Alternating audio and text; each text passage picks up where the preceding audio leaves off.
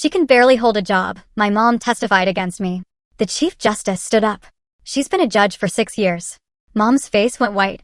I stood in that courtroom, my own mother on the witness stand, absolutely tearing me apart, twisting every single parenting choice I'd ever made into evidence that I was an unfit mother. What she didn't know, what she was utterly oblivious to, was that I was a judge in that very courthouse, and the truth was about to detonate. Growing up in Lexington, just a quiet town outside Boston, I swear it felt like my entire life was a performance on a stage. And the audience? Just one person, my mother, Evelyn. She never applauded. Our 2-story colonial house looked picture-perfect from the street, exactly how my mother wanted everything in her life to appear. But inside those walls? Oh, that was a whole different story.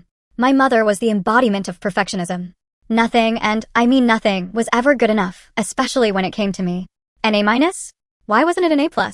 Second place? Who came in first, Adelaide? Her standards were simply impossible to meet, and her criticism? Relentless. Adelaide, stand up straight. Adelaide, your hair's a mess. Adelaide, that outfit makes you look heavy. Her words followed me everywhere, echoing in my head even when she wasn't around. I tried so desperately to please her, contorting myself into whatever configuration I thought might finally earn her approval. It never, ever came. My dad, James, was my buffer, my shield. He was the kindest man, with these gentle eyes that would wink at me across the dinner table whenever my mother launched into one of her critical tirades. Later, he'd tell me, your mother just wants what's best for you, but his eyes always held an apology. He loved her, but he saw how her words cut into me, how they really hurt. When I was 12, my world shattered. My dad had a heart attack driving home from work. His car veered off the road into a tree. He died instantly. Just like that, I lost my defender, my ally, the only person who made me feel like I was enough, just as I was. After his death, my mother changed. Her criticism intensified, as if she needed to compensate for the absence of his gentleness with an extra, cruel dose of her harshness. She became obsessed with appearances, with what the neighbors might think, with maintaining the illusion of the perfect family, despite our obvious, undeniable brokenness. We need to be strong, Adelaide, she'd say. No one respects weakness. But what she really meant was she didn't want me to grieve publicly, to show any sign that we were struggling. My tears were relegated to my pillow at night, silent, hidden, utterly alone. School became my refuge. I threw myself into academics with a fervor that surprised even my teachers. If I couldn't earn my mother's approval, I would earn it from everyone else. Each perfect test score, each academic award, was like a shield I held up against her constant criticism. But they rarely worked. Sarah Miller's daughter just got into Harvard early decision, she'd say, completely ignoring my straight-A report card lying on the table between us. And she plays 3 instruments. I didn't play any instruments. I wasn't exceptional in any way that mattered to my mother. But during those painful teenage years, I discovered something new, a deep passion for justice. It started in debate club, where I found my voice, arguing points of ethics and law. It continued when I joined a youth court program and felt, for the very first time, like I was exactly where I belonged.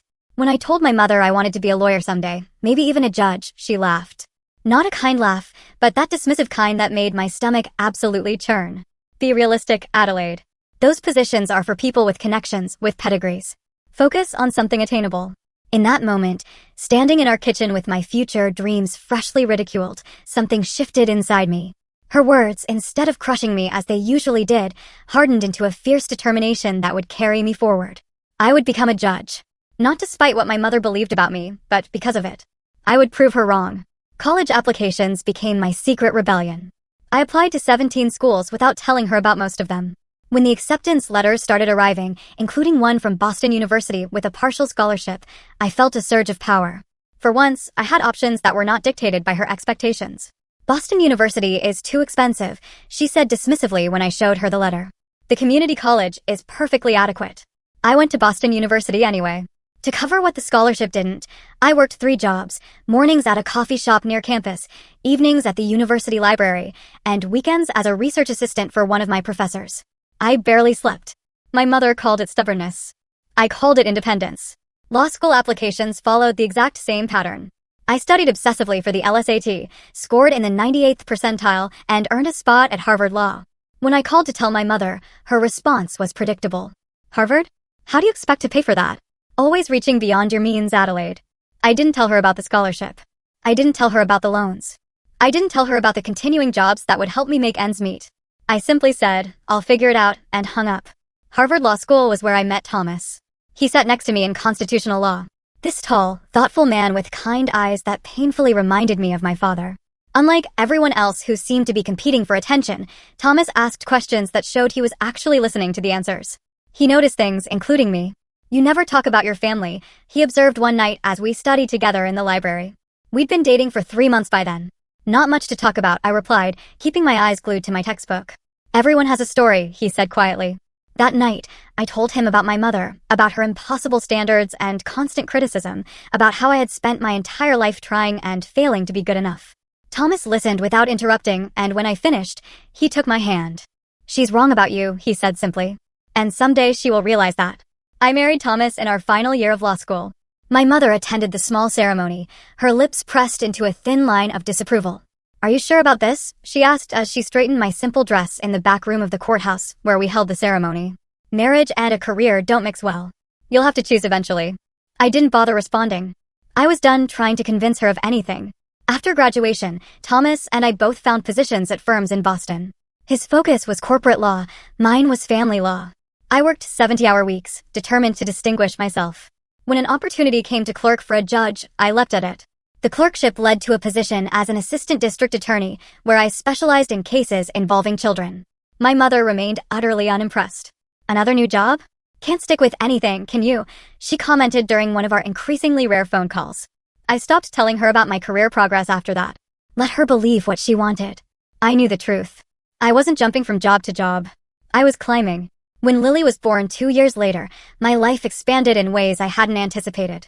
This tiny human with Thomas's kind eyes and my stubborn chin became the absolute center of my universe.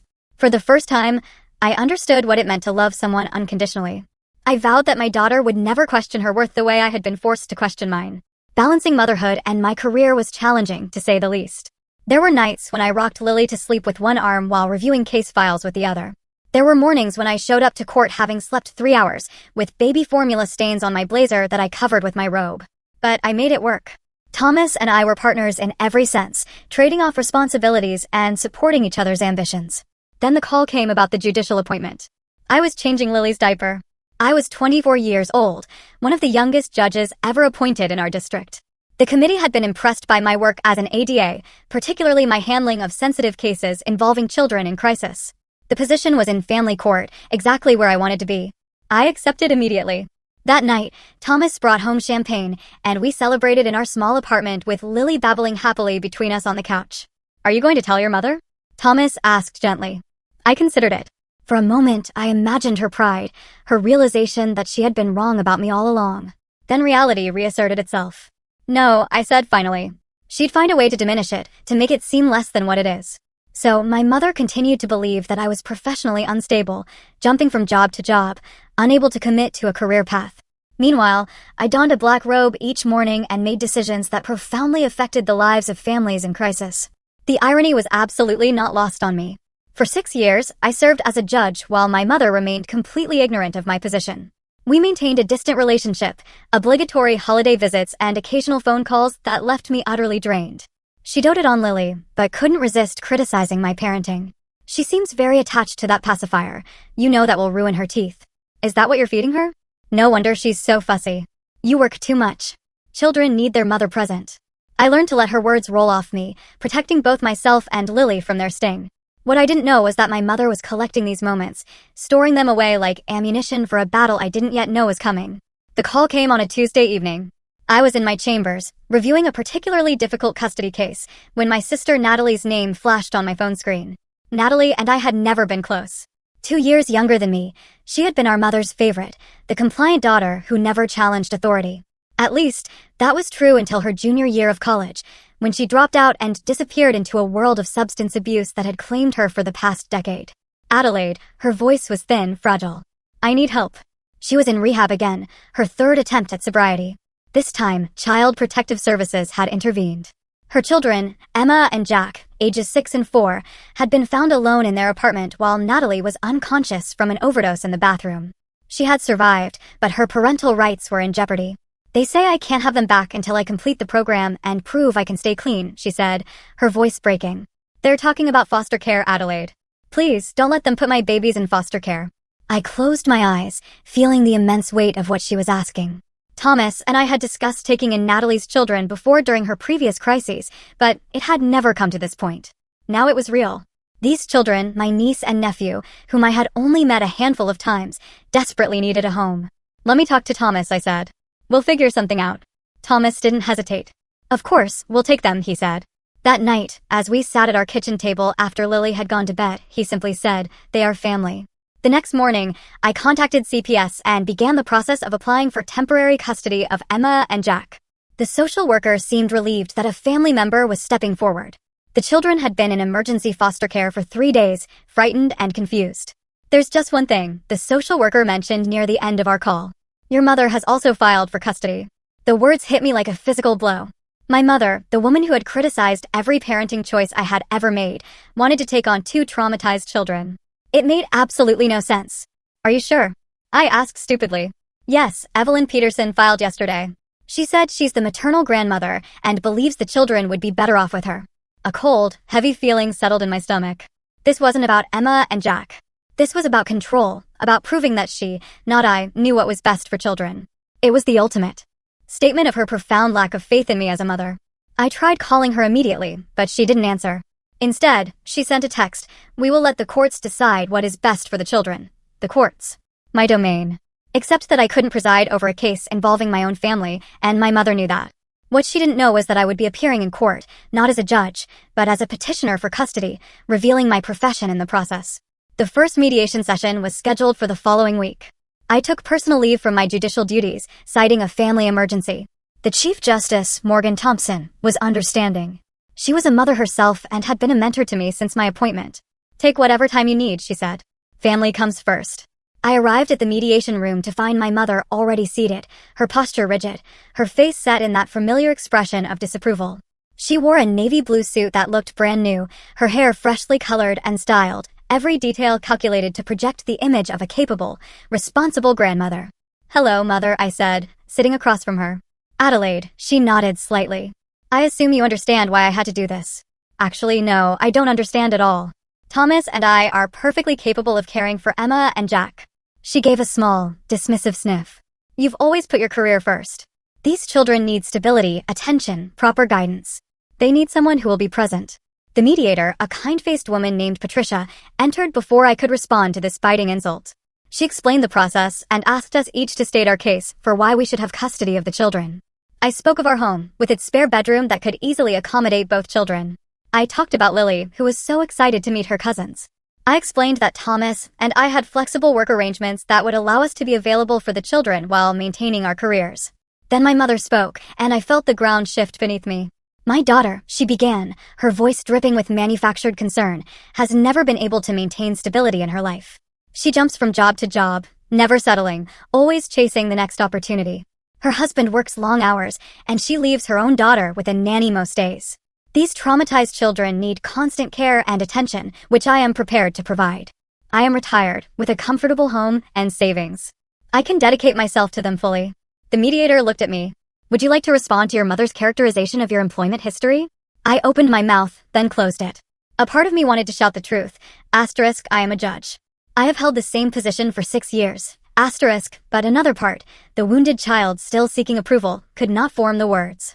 Instead, I said, "My employment is stable. I can provide documentation." My mother smiled thinly. "We'll see." The mediation ended without resolution. As we left, my mother touched my arm, stopping me in the hallway. "I'm doing this for the children's sake," she said. "You must see that they would be better off with me." "No, Mother," I said, my voice shaking with pent-up frustration. "What I see is that you have never believed in me, and this is just one more way to prove it." Her eyes narrowed. "If you really cared about those children, you would step aside." I pulled my arm away. "If you really cared about me, you would have supported me just once in my life." I walked away, my hands trembling. This was no longer just about Emma and Jack, though they remained my primary concern. This was about 3 decades of crushing criticism and soul-destroying doubt. This was about finally standing up to the woman who had never thought I was good enough. What I didn't know then was how far she would truly go to win. "She's gathering evidence against you," my attorney, Sophia Winters, informed me during our preparation session for the custody hearing. We sat in her office, a sunlit space with views of the Boston skyline that contrasted sharply with the darkness of our conversation. "Evidence? What kind of evidence?" I asked, though a sickening part of me already knew the answer. Sophia slid a folder across her desk. Your mother has submitted a detailed account of what she calls your parental deficiencies. She has dates, incidents, quotes. She claims you have been neglectful of Lily and would be similarly neglectful of Emma and Jack. I opened the folder with trembling hands. Inside were pages of meticulously documented criticisms, spanning from Lily's birth to our most recent family gathering 3 months ago. Every perceived mistake, every parenting choice my mother disagreed with, all carefully noted with dates and circumstances. April 3rd, 2 years ago, Adelaide arrived 45 minutes late to Easter dinner.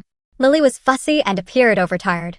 When I suggested the child needed a more consistent schedule, Adelaide dismissed my concern. November 28th last year found Lily playing unsupervised in the living room while Adelaide was on her phone in the kitchen. Child could have injured herself on numerous hazards. On and on the list went, a horrifying chronicle of manufactured inadequacies that made me look like a careless, self-absorbed mother. The final entry turned my blood cold. June 10th this year, Adelaide admitted she sometimes takes work calls during Lily's dinner time, prioritizes career over child's basic needs. Pattern of behavior suggests fundamental unsuitability for taking on additional childcare responsibilities. She's been planning this, I whispered, the realization hitting me like a physical blow. All those visits, those times she offered to watch Lily, she was building a case against me. Sophia nodded grimly. And she has recruited witnesses. Your Aunt Claire, your cousin Beth, even your old neighbor, Mrs. Sullivan, all prepared to testify about your supposed shortcomings as a parent. I leaned back in my chair, feeling like the air had been sucked from the room. They don't even know me. I see Aunt Claire once a year at Christmas. She moved away when Lily was an infant. Your mother can be very persuasive, it seems, Sophia said. And people are often willing to make statements about things they have minimal direct knowledge of, especially when it comes to family matters. My phone buzzed with a text from Thomas, * home with Lily. Social worker just left after home evaluation. Went well, I think. Love you, * at least that was something. Our home was clean, safe, and child-friendly. We had already prepared the room for Emma and Jack with twin beds, colorful bedding, and age-appropriate toys. The social worker had seemed impressed with our preparation and Lily's obvious happiness and well-being. What about my job? I asked Sophia. She keeps saying I jumped from job to job.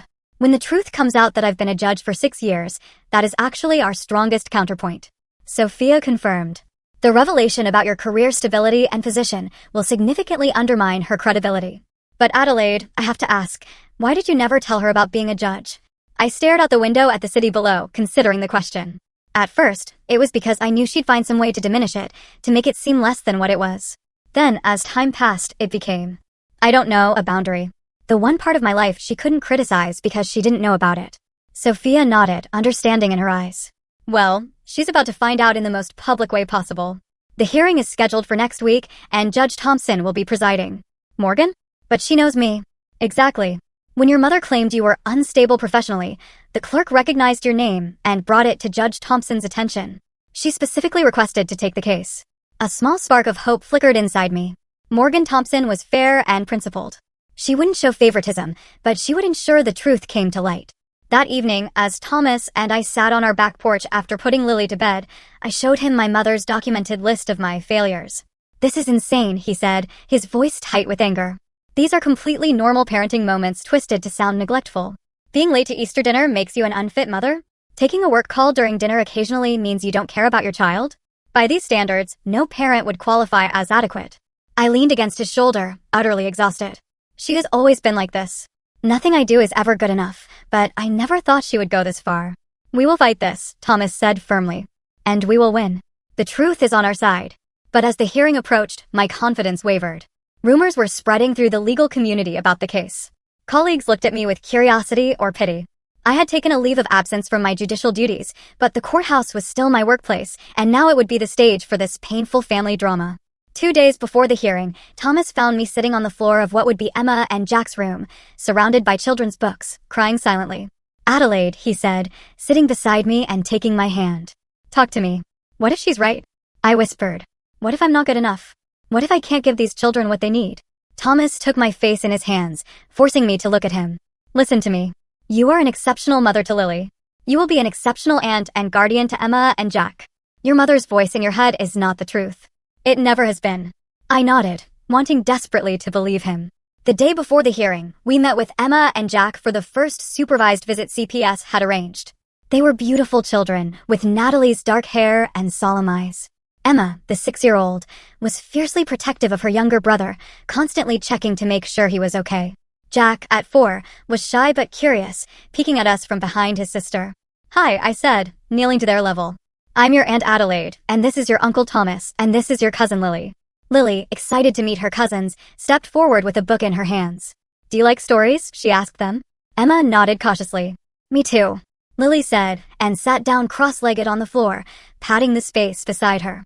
Slowly, Emma and Jack joined her, and as Lily began to read the book she had memorized, I saw the first hint of relaxation in their small bodies. Thomas squeezed my hand, and in that moment, I knew with absolute certainty that we were doing the right thing. These children belonged with us as part of our family, and I would fight with everything I had to make that happen. That night, I couldn't sleep.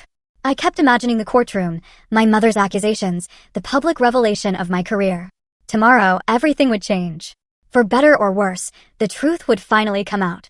The morning of the hearing dawned clear and bright. A beautiful June day that belied the storm brewing inside the courthouse. I stood on the steps of the building where I normally entered through the judicial chambers, feeling strangely disoriented. Today, I would walk through the main entrance like any other citizen seeking justice. "Ready?" Thomas asked, his hand steady on my back. I nodded, though ready was the last thing I felt. We had dressed carefully that morning, professional but approachable. I wore a navy blue dress with a light cardigan, deliberate choices to project stability and warmth. Thomas was in a gray suit, his lucky tie, the one Lily had picked out for him on his last birthday. Inside, the courthouse was already bustling with the day's business. A few colleagues nodded to me as we passed, their expressions carefully neutral.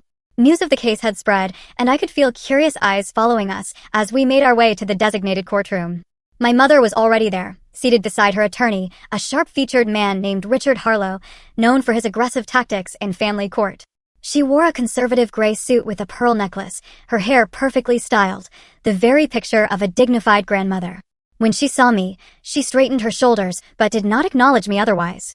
Emma and Jack's social worker, Miss Patel, sat in the front row, a thick file on her lap.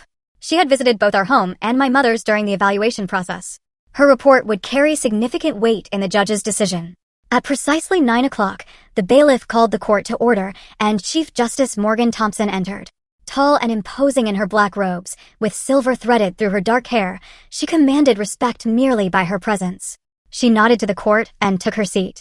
"We're here in the matter of guardianship for minors Emma and Jack Collins," she began, her voice clear and authoritative.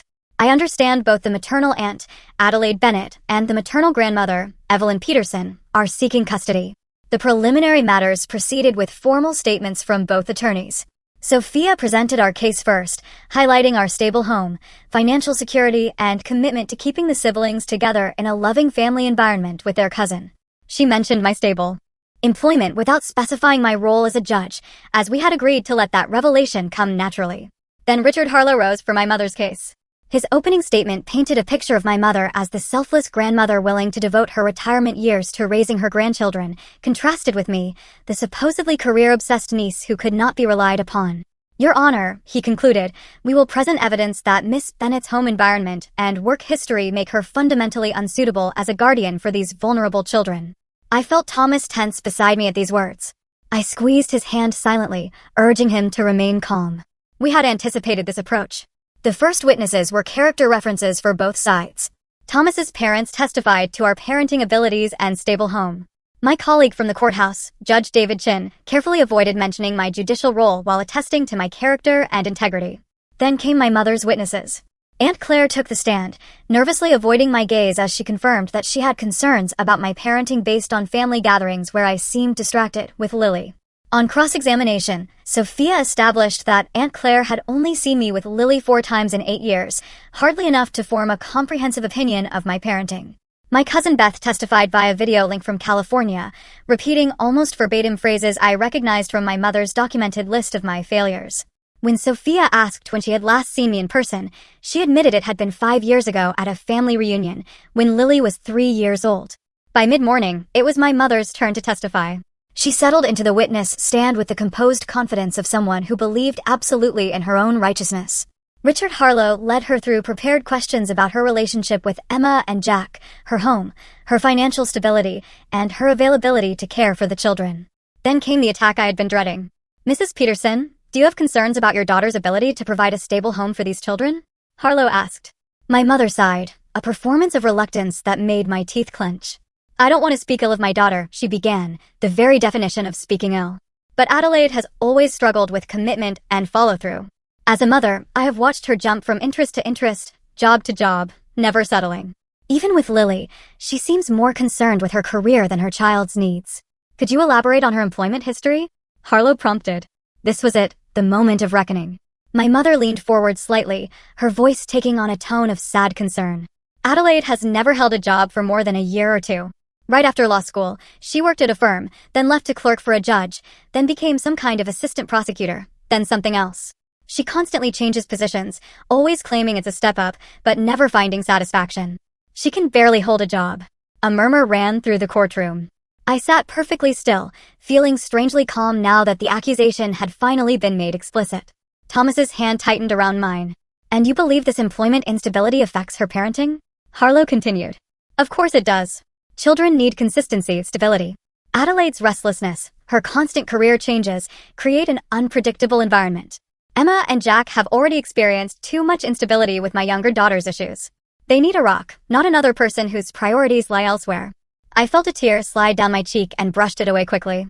These weren't just cruel words, they were a fundamental misunderstanding of who I was, who I had always been. My mother truly believed I was incapable, unreliable, inadequate. When Richard Harlow finished his questioning, Sophia stood for cross-examination. She approached the witness stand with measured steps. Mrs. Peterson, she began, when was the last time your daughter told you about a job change? My mother frowned slightly. She doesn't always tell me directly, but I know she has moved around frequently in the legal profession. So, you don't actually know her current employment status or position? I know she works as some kind of lawyer, my mother said dismissively. The specifics change so often it's hard to keep track. Sophia nodded thoughtfully. Your Honor, I would like to introduce evidence regarding Miss Bennett's employment history. Chief Justice Thompson nodded. Proceed. Sophia handed a document to the court clerk, who passed copies to the judge, my mother's attorney, and my mother. This is a verified record of Adelaide Bennett's employment history since graduating from Harvard Law School 8 years ago. My mother glanced at the paper, her expression unchanged. Mrs. Peterson, would you please read the final entry on that employment record? Sophia requested. My mother squinted at the document. It says, Family Court Judge, Massachusetts 6th District, duration, 6 years to present. She looked up, confusion crossing her features. The courtroom had gone completely silent. Every eye moved between my mother and me. Chief Justice Thompson cleared her throat. For the record, she said, her voice resonating powerfully in the quiet room, I can confirm that Adelaide Bennett has served as a judge in this very courthouse for the past 6 years. She is one of the youngest judges ever appointed in our district and has an exemplary record on the bench, particularly in cases involving children's welfare. My mother's face went white. Her hand, still holding the employment record, trembled visibly. She has been a judge for 6 years, the Chief Justice repeated, the words hanging in the air like a final, undeniable verdict. Richard Harlow leaned over to whisper something to my mother, who shook her head slightly, still staring at me with an expression of pure disbelief. Mrs. Peterson, Sophia continued gently. Given this information, would you like to revise your statement about your daughter's employment stability? My mother swallowed hard. I was not aware of this position. Because your daughter stopped informing you about her career achievements after years of having them dismissed and criticized. Is that correct? Before my mother could answer, Richard Harlow stood. Objection, Your Honor. Counsel is testifying. Sustained, Chief Justice Thompson said. Miss Winters, please rephrase. Sophia nodded. Mrs. Peterson, when was the last time you expressed pride or approval regarding one of your daughter's career accomplishments? My mother's gaze dropped to her hands. I do not recall specifically. No further questions, Your Honor, Sophia said, returning to her seat beside me. As my mother stepped down from the witness stand, her shoulders slumped in a way I had never seen before. For the first time in my memory, she looked small. The next witness was Miss Patel, the social worker, who testified that both homes were physically appropriate for the children, but that her recommendation favored placement with us due to the presence of a cousin close in age and the strong family unit we had demonstrated. Finally, it was my turn to testify. As I took the oath, I felt a strange sense of peace. The truth was out now. Whatever happened next, I would no longer be carrying the suffocating weight of that secret. Sophia led me through questions about our home, our plans for integrating Emma and Jack into our family, and my relationship with my sister Natalie. Then she addressed the elephant in the room. Adelaide, could you explain to the court why you never informed your mother about your position as a judge? I took a deep breath and looked directly at my mother for the first time that day. From the time I was a child, nothing I did was ever good enough. Every achievement was met with criticism. Every goal dismissed as unrealistic. When I was appointed to the bench 6 years ago, I made the decision not to share that information with my mother because I wanted one part of my life to be free from her judgment. I wanted to do my job without hearing all the ways she thought I was failing at it. The courtroom was silent as I continued. I am not an unstable person. I am not an inadequate mother. I have built a career I am proud of, a family I cherish, and a home where Lily thrives. Emma and Jack deserve that same environment. They deserve to grow up believing in themselves, not constantly questioning their worth. When Sophia finished her questions, Richard Harlow declined to cross-examine me. There was nothing left to challenge. Chief Justice Thompson called a recess before delivering her decision.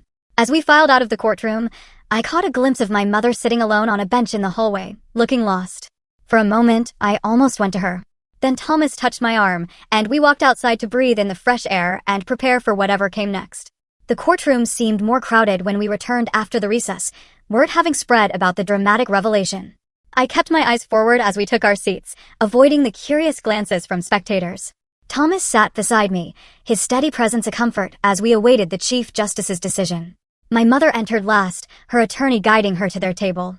She looked diminished somehow, her earlier confidence replaced by a stiff uncertainty.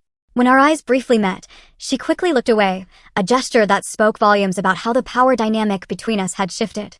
Chief Justice Thompson returned to the bench, her expression unreadable as she settled into her chair and arranged the papers before her. The courtroom fell silent in anticipation. After careful consideration of all testimony and evidence presented today, she began, "I have reached a decision in the matter of guardianship for Emma and Jack Collins." She outlined the factors considered, the stability of both households, the relationship with the children, the support systems in place, and the recommendations of the social worker. I held my breath, feeling Thomas's hand tighten around mine. While I recognize Mrs. Peterson's genuine desire to care for her grandchildren, I find that placement with Adelaide and Thomas Bennett provides the most beneficial environment for the children at this time. The presence of a cousin close in age, the demonstrated parenting capabilities, and the strong recommendation of the social worker all support this decision. Relief flooded through me, so powerful that for a moment I could not hear anything else the judge was saying. We had won. Emma and Jack would be coming home with us. Additionally, Chief Justice Thompson continued, "I am ordering a visitation schedule that includes regular contact with Mrs. Peterson, recognizing the importance of maintaining that grandparent relationship. The details of this schedule will be worked out with the assistance of Family Services. This court will retain jurisdiction to modify these arrangements as circumstances change, including potential reunification with the mother upon successful completion of her rehabilitation program. Court is adjourned." The gavel struck, and the tension that had held me rigid throughout the hearing finally released.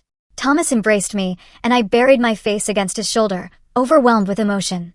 "Congratulations," Sophia said warmly as people began to file out of the courtroom. "This is the right outcome for those children." I nodded, unable to form words past the lump in my throat.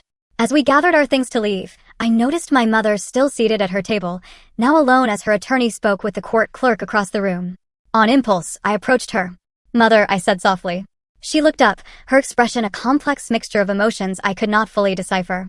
Hurt? Certainly. Anger, perhaps. But also something that might have been shame. 6 years, she said, her voice barely audible. "You've been a judge for 6 years, and I didn't know." "You never asked," I replied simply. "You assumed I was failing." She flinched slightly at my words. "I was trying to protect you from disappointment.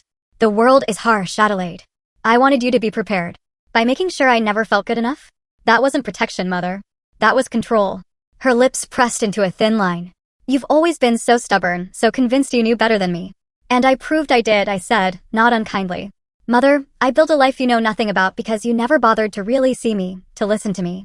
You created a version of me in your head that doesn't exist." She looked away, gathering her purse and standing abruptly. "The judge said I get visitation with the children." "Yes, and we will honor that. But there will be boundaries, Mother. I will not allow Emma and Jack to grow up feeling the way I did. Constantly criticized and diminished." "I never," she began, then stopped. For perhaps the first time in our relationship, she seemed at a loss for words. "We can talk about arrangements next week," I said. "For now, Thomas and I need to prepare for bringing Emma and Jack home." I turned to go, but her voice stopped me. "Adelaide." She hesitated. "Congratulations on becoming a judge. That's quite an achievement." The words were stiff, awkward. as if she was speaking a foreign language, but they were the closest thing to approval she had offered me in decades. I nodded once in acknowledgement, then walked away to join Thomas and Sophia by the door. Outside the courthouse, the bright afternoon sunlight felt symbolic, illuminating a new chapter in all our lives. Thomas called the social worker to arrange for Emma and Jack to move in the following day. I stood on the steps, breathing deeply, feeling both victorious and strangely sad. "Are you okay?" Thomas asked, slipping his arm around my waist. "Yes," I said. "It's just, I never wanted it to come to this. A public confrontation, our family issues exposed in court." "I know, but maybe it needed to happen. Your mother has been living in a fiction of her own creation for years. Now she has to face reality." We drove home to prepare for the children's arrival, stopping to buy a welcome banner that Lily insisted on making herself. As I helped her with the letters, carefully guiding her small hands, I made a silent vow that these children would always know they were enough, exactly as they were. That evening, as we finished dinner, the doorbell rang. Thomas went to answer it while I helped Lily with her dessert. A moment later, he returned to the kitchen with an unexpected visitor. My mother stood awkwardly in our dining room, looking out of place and uncomfortable. Lily, always friendly, waved happily. "Hi, Grandma." "Hello, Lily," my mother said, her voice softer than usual. Then to me, "May I speak with you privately?"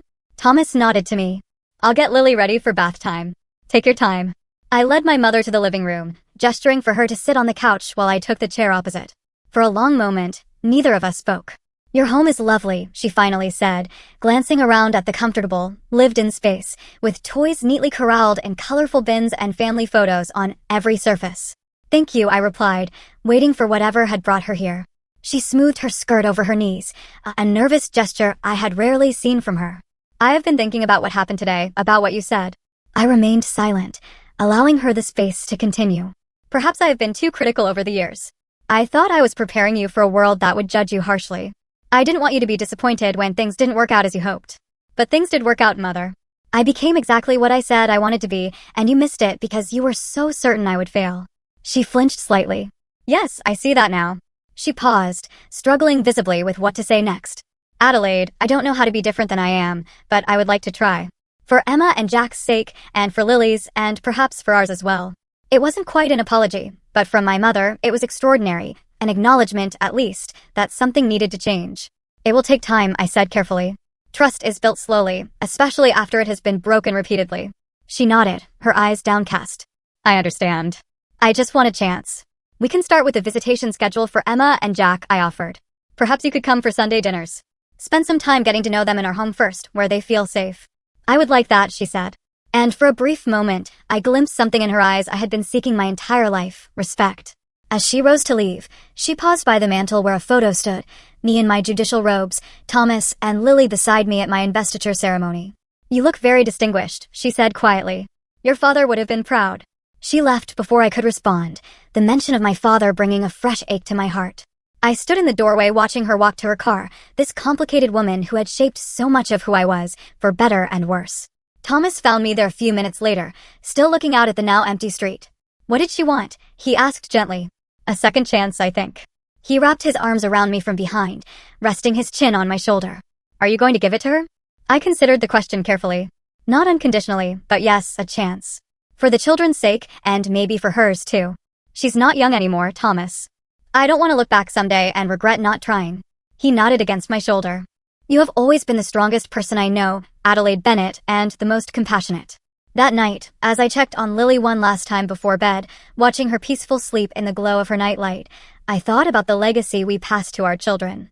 Not just our features or our mannerisms, but our wounds, our fears, our beliefs about ourselves and the world. I had spent 30 years believing I was never quite good enough because that was what my mother had taught me. I would not pass that belief to Lily or to Emma and Jack. Tomorrow would bring new challenges, integrating 2 traumatized children into our home, establishing boundaries with my mother, balancing my return to the bench with my expanded family responsibilities. But tonight, in the quiet of my daughter's room, I felt ready for whatever came next. For the first time in my life, I knew with absolute certainty that I was enough. 3 months after the courtroom revelation, I stood in my chambers, adjusting my judicial robe before heading into court. The familiar weight of the black fabric settled on my shoulders, a physical reminder of the authority I had earned and the profound responsibility I carried. On my desk sat 3 framed photos, One of Thomas and me on our wedding day, one of Lily at her 5th birthday party, and a new addition, Emma and Jack, laughing as they played in our backyard sprinkler with Lily. My return to the bench after the custody hearing had been met with quiet respect from my colleagues. No one mentioned the case directly, but I had received several notes of support and the occasional knowing nod in the courthouse hallways. Chief Justice Thompson had stopped by my chambers on my first day back. "Family comes first, Adelaide," she had said simply. "But we are glad to have you back. The children who come before this court need judges who understand what is truly at stake." I had thanked her, not just for her words, but for her role in revealing the truth. She had waved away my gratitude. The truth has a way of emerging when it is most needed. At home, we had settled into a new rhythm, with 5 of us instead of 3. Emma and Jack had arrived with small suitcases and guarded expressions, uncertain of this new arrangement. Lily had immediately appointed herself their personal tour guide, showing them the backyard tree swing, the secret cupboard under the stairs where we kept board games, and the kitchen drawer dedicated to art supplies. "You can have anything in here," she had told them solemnly, "except the glitter. That is only for special projects because Daddy says it multiplies when you're not looking." The first few weeks had been challenging. Jack had nightmares that sent him screaming into wakefulness, his small body shaking with terror until one of us could reach him. Emma, protective and watchful, had initially insisted on supervising every interaction between her brother and us, as if she didn't quite trust that we would take proper care of him. Thomas and I had established a stable routine, understanding that consistency would help them feel secure. Bedtimes, meals, playtimes all followed a predictable pattern. Slowly, the children began to relax. Jack's nightmares became less frequent. Emma started to play more and supervise less. They began to feel like part of our family, rather than just visitors in our home. Natalie called weekly from rehab, her voice stronger each time. She spoke to her children with a combination of love and regret that broke my heart. "I'm getting better," she told them. "Aunt Adelaide and Uncle Thomas will take good care of you until I can." I had visited her twice, seeing for myself the progress she was making. This time felt different from her previous attempts. It felt real.